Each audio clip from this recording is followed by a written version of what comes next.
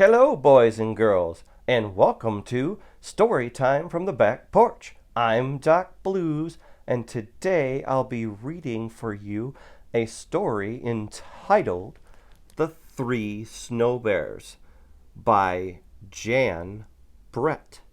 Let us begin.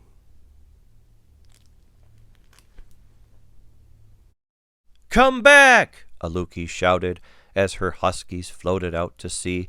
"Oh, no!" She knew that although an ice floe is a good place to fish, it's a bad place to lose a dog team. Not far away, a snow bear family had just started to eat their breakfast, but it was way too hot for Baby Bear.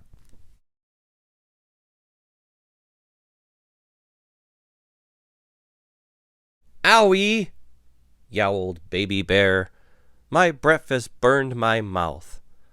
"We'll go for a stroll and let the soup cool," Mama Bear said.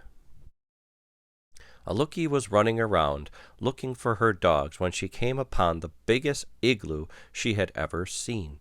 "Who lives here?" she wondered.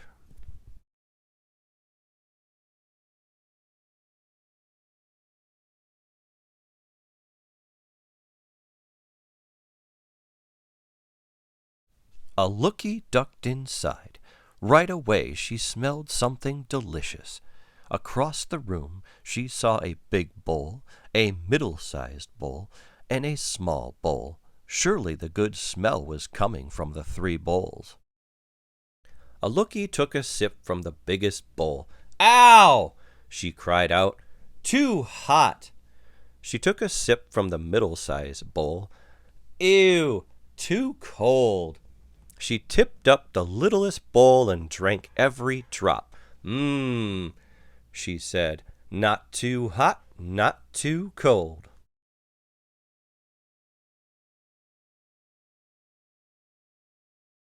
In the next room, Aloo-ki spotted 3 pairs of beautiful boots standing in a row. She put on the biggest boot. "Too big," she said. She put on the middle-sized boot. "Too fancy," she said. She put on the littlest pair. "Just right," she said, wiggling her toes in the soft fur lining.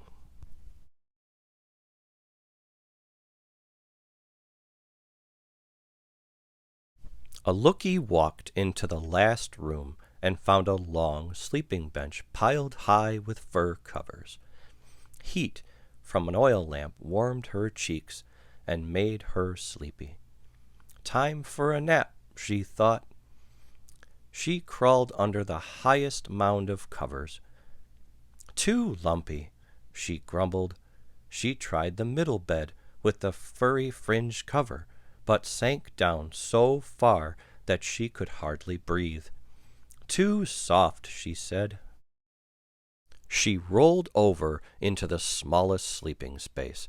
The furry blanket was cozy and warm, and the pillow was just her size. "Just right," Aloo-ki murmured, and she was asleep before she could take off her boots.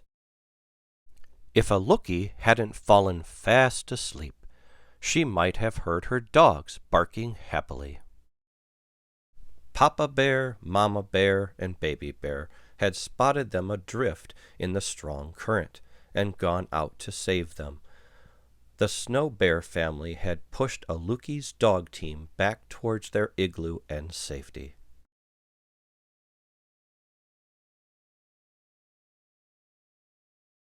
Papa Bear crawled into the igloo and saw his big bowl sitting in a pool of spilt soup. "Somebody has been tasting my soup," he roared. Mama Bear rushed in and saw that her soup had been sloshed around too. "Somebody has been sipping my soup," she growled. "Somebody found my soup," sputtered Baby Bear in her high, squeaky voice, "and they ate it all up." Papa Bear ran into the next room and saw his boots in the middle of the floor. "Somebody has been trying on my boots," he boomed in his big bear voice. Mama Bear put on her fancy boots. "Someone has had these boots on," she huffed, "and the fur is all bunched up." Baby Bear saw that her boots had disappeared. "Somebody has taken my boots and left behind these not as good ones," she wailed. The bears ran into their bedroom. "Somebody has been sleeping in my bed," Papa Bear bellowed. "Somebody has been sleeping in my bed, too," Mama Bear cried. Baby Bear peeked at her little bed and squealed. "Somebody has been sleeping in my bed, and here she is!" Aloo-ki opened her eyes and saw 3 bear noses only inches away.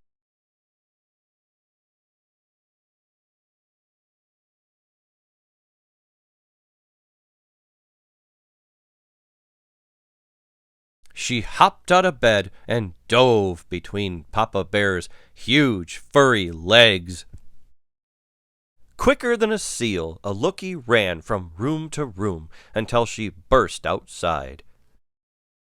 Her huskies bounced around, barking and smiling their doggy grins. Aloo-ki and her dogs flew over the frozen ice, dodging ridges and cracks. She looked back to wave a thank you to the snow bears. She couldn't see them, but she heard a big gruff voice, a middle-sized voice, and a high, squeaky voice call to her. "Goodbye! Goodbye! Goodbye!" Thank you for joining us today. We hope you enjoyed the story. And I hope you all have a wonderful rest of your day. Until next time, take care, y'all.